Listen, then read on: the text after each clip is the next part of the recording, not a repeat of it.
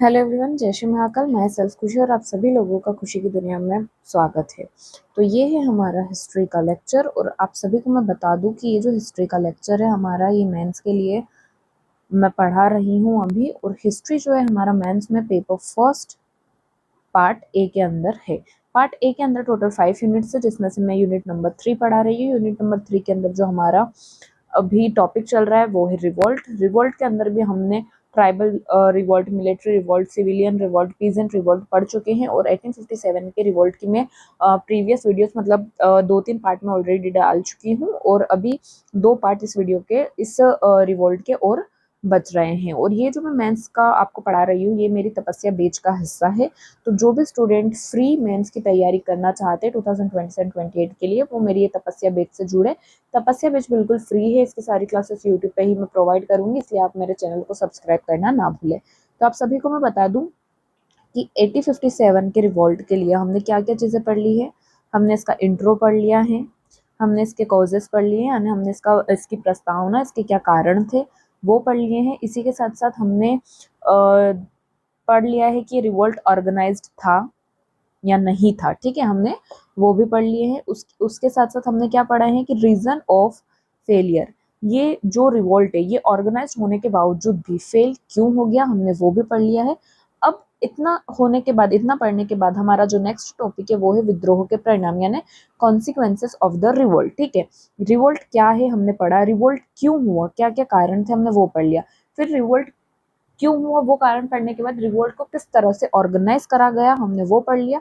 लेकिन ऑर्गेनाइज करने के बाद भी रिवोल्ट क्या हुआ, फेल हो गया। ठीक है, सक्सेस नहीं मिली थी, फेल हो गया, तो हमने वो भी पढ़ लिया। अब रिवोल्ट फेल हो गया, लेकिन उसके बाद जो रिवोल्ट के परिणाम थे, चाहे हम फेल हुए बट इस रिवोल्ट से क्या क्या चेंजेस हुए, हमारी जो लाइफ चल रही थी रिवोल्ट से पहले, तो उस लाइफ में क्या क्या चेंजेस हुए रिवोल्ट के बाद, वो सब हम अब इस वीडियो में पढ़ने जा रहे हैं। ठीक है, तो हम स्टार्ट करते हैं। ठीक है, चलिए। Although the revolt of 1857 failed, its immediate and far-reaching consequences were extremely significant. यद्यपि 1857 का विद्रोह सफल नहीं हुआ, लेकिन इसके तत्कालिक और दीर्घकालीन परिणाम अत्यंत महत्वपूर्ण है, जैसे कि and of Mughal rule.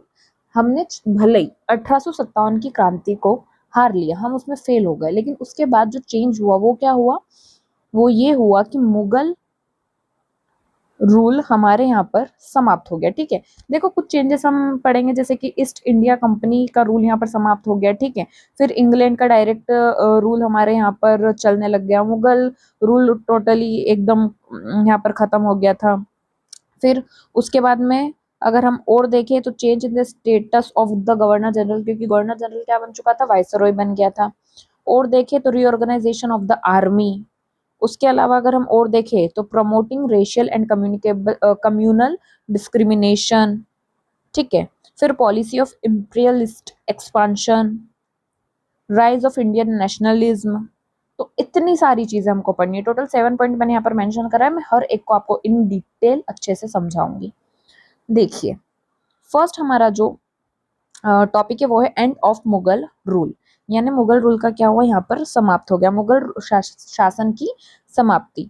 Although Mughal power had begun to weaken since 1707 AD, and they had remained only nominal rulers by the time of the revolt started, legally the Mughals were still the rulers of India. वैसे तो 1707 ईस्वी में ही मुगल सत्ता क्या हो गई थी, कमजोर हो गई थी। ठीक है, जैसे ही औरंगजेब की डेथ हुई, मुगल जो सत्ता है वो एकदम कमजोर हो गई थी। लेकिन फिर भी विद्रोह शुरू होने तक ये जो मुगल थे वो नाम मात्र के शासक रह गए थे। फिर भी कानूनी रूप से मुगल अभी भी भारत के शासक थे, यानी 1707 में कमजोर तो बहुत हो चुके थे, बट फिर भी कानूनी रूप से जो थे ना, मुगल ही हमारे इंडिया के क्या थे, शासक थे। ठीक है, बट जैसे ही 1857 की क्रांति हुई उसके बाद इनकी सत्ता कंप्लीटली चले गई। क्यों? क्योंकि डायरेक्ट अब इंग्लैंड रूल करेगा हम पर, दैट्स वाई। मुगल सम्राट बहादुर शाह जफर अब भी मुगल सिंहासन पर बैठे थे। आप सभी को पता है 1857 में जो मुगल की तरफ से थे वो कौन थे, मुगल सिंहासन पर कौन थे, बहादुर शाह जफर। विद्रोहियों ने उन्हें अपना नेता स्वीकार किया और उनके नेतृत्व में अंग्रेजों के खिलाफ संघर्ष किया। डलहौजी और कैनिंग पहले ही मुगल राजशाही का अंत करने के लिए उन्हें मतलब उन्हें उनके पद से क्या कर दिया था, हटा चुके थे, ठीक है। मतलब डलहौजी और कैनिंग ने क्या करा था, मुगल राजशाही का अंत करने के लिए बहादुर शाह जफर को उनके पद से हटाने की उन्होंने साजिश रच ली थी। इसलिए विद्रोह की असफलता के बाद मुगलों को इसके गंभीर परिणामों का सामना करना पड़ा। Dalhousie and Canning were already planning to depose him and end the Mughal monarchy. Therefore, after the failure of revolt, the Mughals had to suffer its ill consequences. Bahadur Shah's successors were killed in Delhi by British captain. कौन थे British captain, कौन थे जिन्होंने, हेडसन थे, जिन्होंने जितने भी बहादुर शाह के सक्सेसर थे ना, उन सबको मारना चालू कर दिया था ब्रिटिश कैप्टन हेडसन ने, ये ध्यान रखना। Bahadur Shah himself and his queen were arrested and secretly taken away from the Red Fort. Bahadur Shah के उत्तराधिकारियों को दिल्ली में ब्रिटिश कैप्टन हेडसन ने हत्या कर दी। देखो, बहादुर शाह जफर 1857 का जब रिवोल्ट हुआ तो बहादुर शाह जफर जो है वो उनकी क्वीन के साथ रेड फोर्ट को छोड़कर यहाँ से चले गए, ठीक है, रंगून चले गए थे। लेकिन उनके जितने भी सक्सेसर थे उनको एक एक को चुन चुन के किसने किल कर दिया था, किसने मार दिया था, ब्रिटिश कैप्टन हॉटसन ने, ठीक है। ब्रिटिश कैप्टन हेडसन ने उन सबको मार गिराया था। और अगर कोई बच भी गया था तो उसने कभी ये स्वीकार ही नहीं करा कि वो कहाँ से, वो किसके सक्सेसर से, वो बहादुर शाह के सक्सेसर है, ठीक है। फिर he was removed from the throne and taken to Rangoon, Burma. Burma में जो रंगून नाम की जगह है वहां पे बहादुर शाह जफर को भेज दिया गया था, बहादुर शाह जफर को भेज दिया गया था to be kept in imprisonment.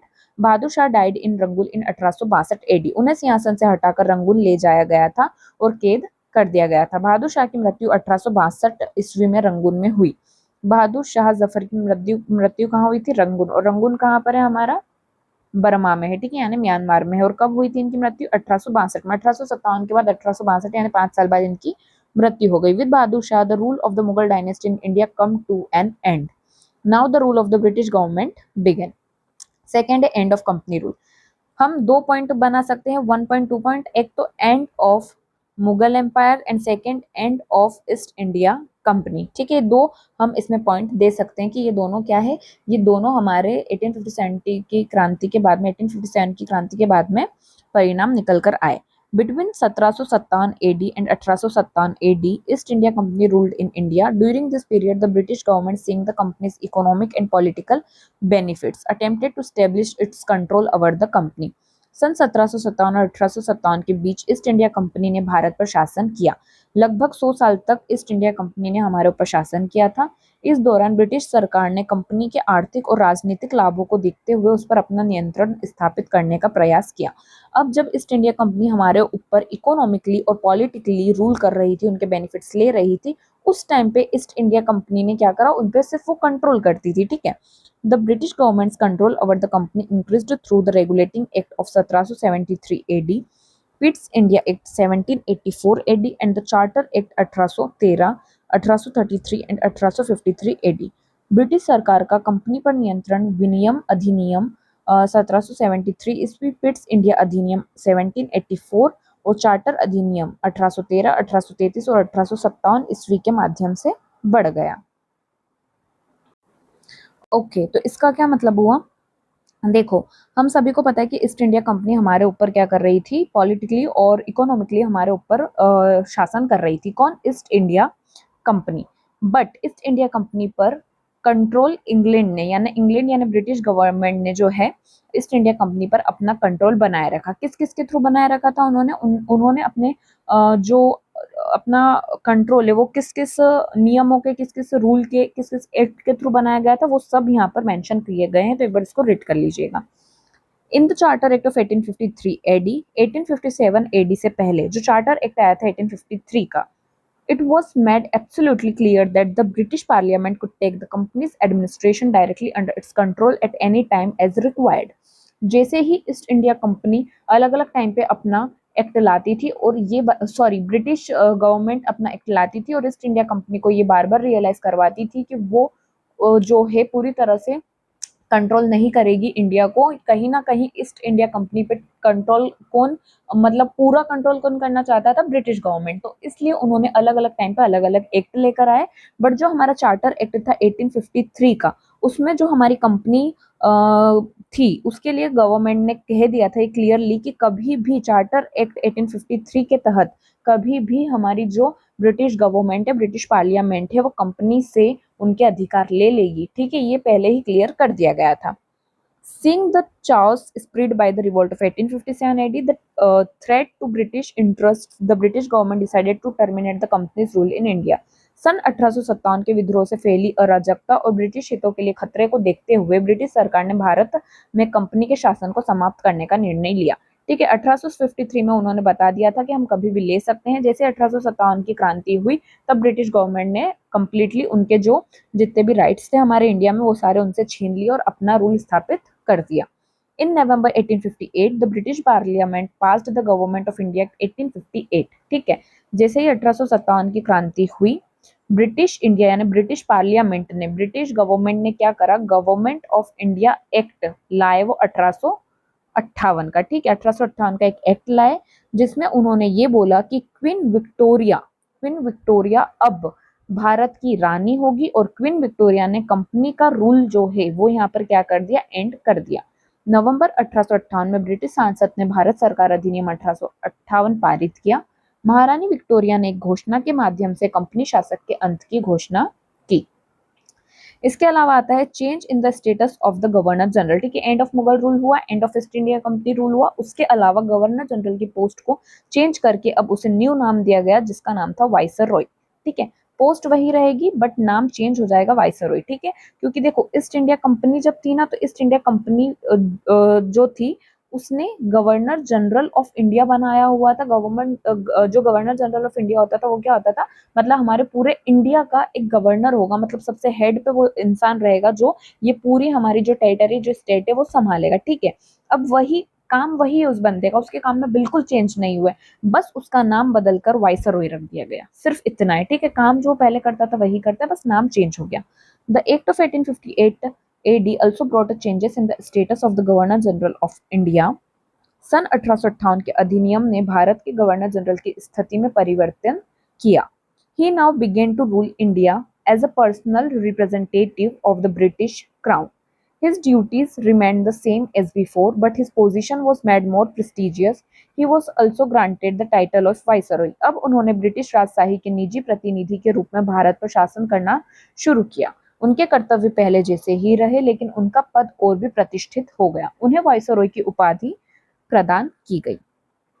While finalizing relations with the Indian princely estates, he used this title। Numerous facilities were provided to Viceroy। He ruled in India under the instructions of the British government। भारतीय रियासतों के साथ संबंध अंतिम रूप देते समय उन्होंने इस उपाधि का प्रयोग किया।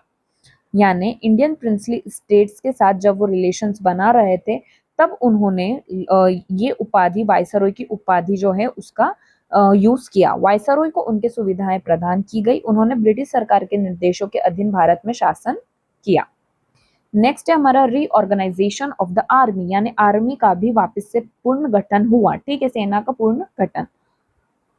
पुनर्गठन। ठीक है, सेना का क्या हुआ, पुनर्गठन हुआ, रीऑर्गेनाइजेशन ऑफ द आर्मी हुई। The army played a major role in the revolt of 1857 AD। Therefore, after the revolt, the government focused on its reorganization to prevent the possibility of future rebellions। सन 1857 ईस्वी के विद्रोह में सेना ने एक महत्वपूर्ण भूमिका निभाई थी। इसलिए विद्रोह के पश्चात सरकार ने भविष्य में होने वाले विद्रोहों की संभावनाओं को रोकने के लिए इसके पुनर्गठन पर ध्यान केंद्रित किया। अब क्या हुआ, जो हमारी आर्मी की कुछ रेजिमेंट्स थी जिन्होंने ब्रिटिशर्स का बहुत अच्छे से साथ दिया हमारे 1857 की क्रांति में। ठीक है, इसलिए जैसे ही विद्रोह खत्म हुआ तो सरकार ने जितने भी फ्यूचर में होने वाले विद्रोह है उनको रोकने के लिए अपनी आर्मी को वापस से रीऑर्गेनाइज्ड कर दिया। मतलब जिन्होंने उनका साथ दिया उनके लिए अलग अलग रेजिमेंट्स बन गई। जैसे आज भी रेजिमेंट्स है, हमारी जाट रेजिमेंट हो गया, राजपूत रेजिमेंट हो गया, ये रेजिमेंट्स जो है उन्होंने बना ली। और उन्होंने आगे रिवोल्ट ना हो और अगर हो भी तो उसके लिए हमें किस तरह से तैयार रहना है उसके लिए पूरी आर्मी को वापस से रीऑर्गेनाइज्ड करा। The east India companies army was now converted into the crowns army. ठीक है, in 1858 AD the government appointed the Pill Commission for Military Reorganization। East India company की सेना अब ब्रिटिश सरकार की सेना में बदल गई थी। आई होप आपको समझ आ रहा होगा। सन 1858 में सरकार ने सैन्य पुनर्गठन के लिए पिल आयोग की नियुक्ति की। आर्मी के रीऑर्गेनाइजेशन के लिए ब्रिटिश ने कौन सा कमीशन ऑर्गेनाइज करा, कौन सा कमीशन को अपॉइंट करा, पिल कमीशन को, ठीक है। इसकी सिफारिशों के अनुसार सेना में भारतीय सैनिकों की संख्या घटा दी गई और यूरोपियन सैनिकों की संख्या बढ़ा दी गई। ये सब पिल कमीशन के जो एडवाइस थी उसके थ्रू क्यों करा गया, क्योंकि अगर भारतीय सैनिक ज्यादा रहेंगे और यूरोपियन सैनिक कम रहेंगे तो अगर आगे जाके रिवोल्ट होता है और भारतीय सैनिक किससे मिल जाते हैं, हमारे इंडियंस से मिल जाते हैं, तो बहुत बड़ी प्रॉब्लम हो जाएगी। और अगर यूरोपियन सोल्जर्स ज्यादा रहेंगे और इंडियन सोल्जर्स कम रहेंगे तो अगर मान लो इंडियन सोल्जर्स मिल भी जाते तो भी हमारे पास किसकी लीड रहेगी, यूरोपियन सोल्जर्स की। Indians were deprived of important positions in the army and artillery. The responsibilities of the security of important locations was given only to the British Army. The responsibility of internal security was entrusted to them.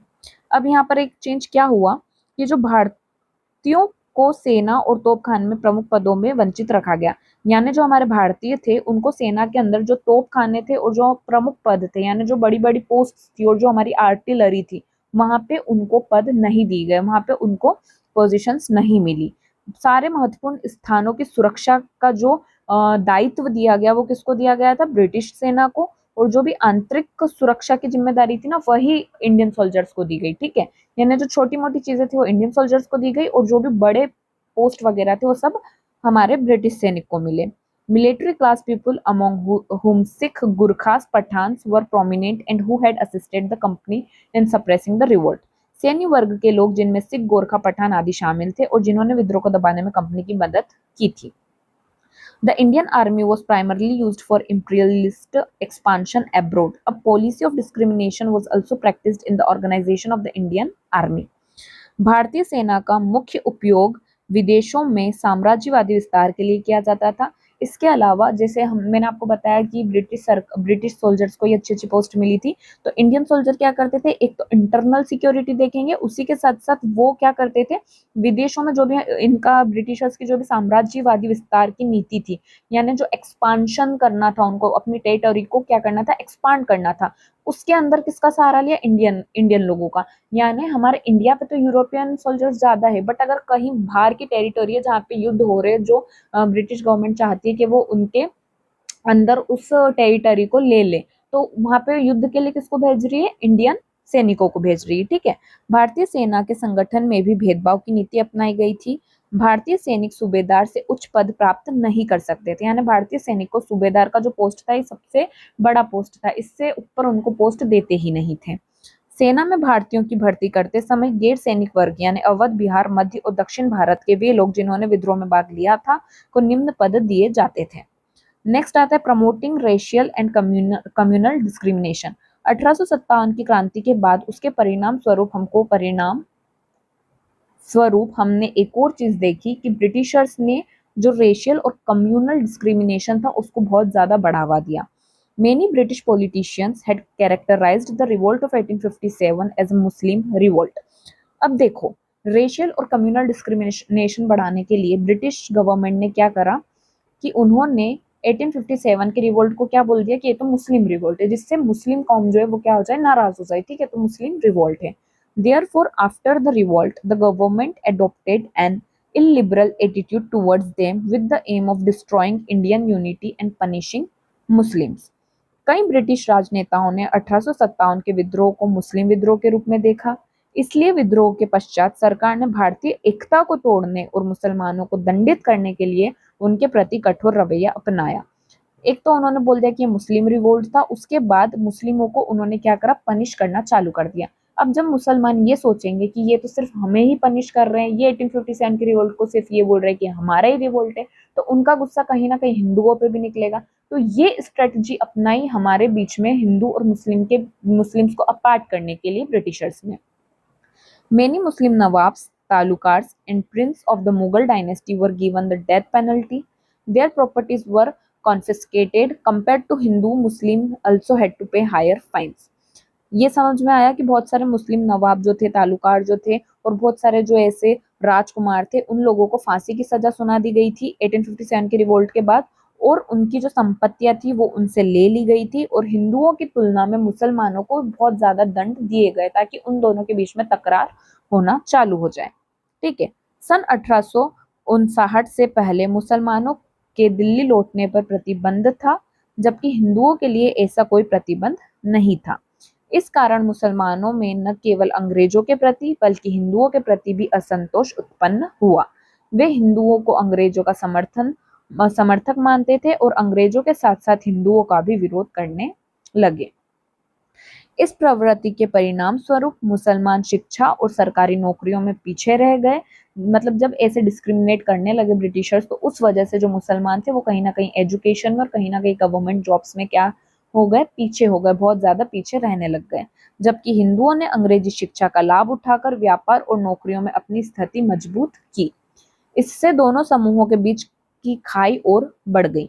अंग्रेजों ने इस खाई को और गहरा करने के लिए बहुत सारी चीजें करी, जैसे इस दुर्भाग्यपूर्ण स्थिति में सांप्रदायिकता को बढ़ावा दिया और अंततः दो राष्ट्र सिद्धांत और पाकिस्तान की मांग के लिए आधार तैयार किया। ठीक है। यानी उन्होंने बहुत सारी चीजें ब्रिटिशर्स ने और ऐसी करी जिसके माध्यम से हिंदू और मुसलमान के बीच में बहुत ज्यादा दूरियां हो गई और इसी प्रकार टू नेशन थ्योरी दी। मतलब किसने टू नेशन थ्योरी भी आ गई थी। उसी के साथ साथ बहुत सारी ऐसी सिचुएशंस हो गई थी जैसे कि डिमांड ऑफ पाकिस्तान जगने लग गई। मतलब इतना उन दोनों ने क्या, मतलब ब्रिटिशर्स ने इतना क्या कर दिया था, बीच में गैप कर दिया था हिंदू और मुसलमानों के। ठीक है। नेक्स्ट है हमारी पॉलिसी ऑफ इंपीरियलिस्ट एक्सपांशन। ठीक है। पॉलिसी ऑफ इंपीरियलिस्ट एक्सपांशन यानी साम्राज्यवादी विस्तार की नीति भी लाई गई। After 1857 AD the policy of territorial expansion with in India was ended. देखो, इंडिया में 1857 के पहले ब्रिटिश गवर्नमेंट जो थी अपनी टेरिटोरी को एक्सपेंड कर रही थी, बट 1857 के बाद जो इंग्लैंड ब्रिटिश गवर्नमेंट थी उसने कहा कि अब हम इंडिया के अंदर कोई भी टेरिटोरी को एक्सपांड नहीं करेंगे, हम सिर्फ इंडिया के बाहर बाहर हमारी टेरिटोरी को एक्सपांड करेंगे।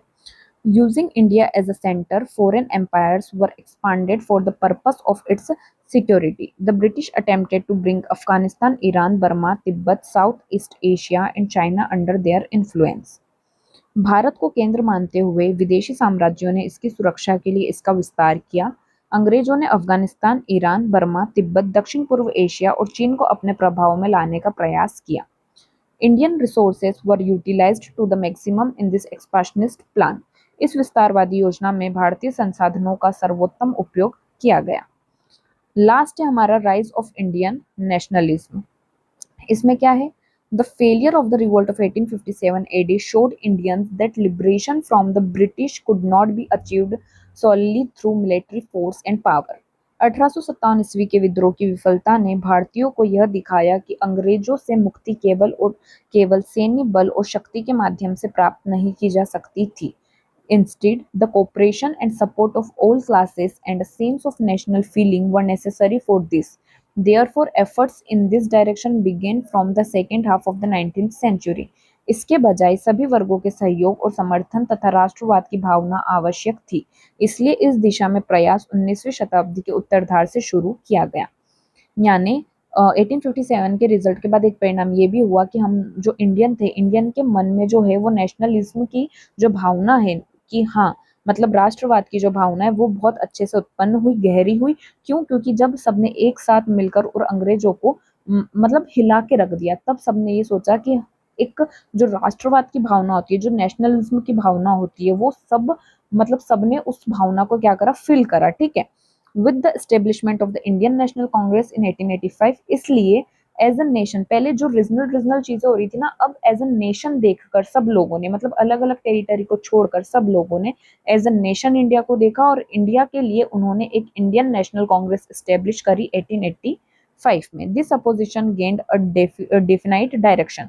सन 1885 में भारतीय राष्ट्रीय कांग्रेस की स्थापना के साथ इस विरोध को एक निश्चित दिशा मिल गई। नेचर ऑफ द रिवोल्ट मैं आपको नेक्स्ट वीडियो में समझाऊंगी। तो इसी के साथ हमारा जो है 1857 रिवोल्ट की बहुत सारी चीजें खत्म होती है। इसके बाद जो नेचर था हमारे रिवोल्ट का, ठीक है, और मैं कंक्लूजन वगैरह ये सब आपको कल की वीडियो में समझाऊंगी। अब देखिए, हमने 1857 का रिवोल्ट भी जो है वो पढ़ लिया है। मतलब हाँ, कल की जो वीडियो है वो लास्ट होगी, इस पे कल का पार्ट लास्ट होगा और 1857 का रिवोल्ट भी हमारा खत्म हो जाएगा। तो इसी के साथ में जो हमारे रिवोल्ट वाला सेक्शन है यूनिट 3 के अंदर जो रिवोल्ट वाला सेक्शन है वो पूरा खत्म हो जाएगा। तो अगर आपको ये वीडियो अच्छी लगे तो प्लीज़ इसे लाइक करिएगा, शेयर करिएगा और चैनल को सब्सक्राइब करना ना भूले। Thank you.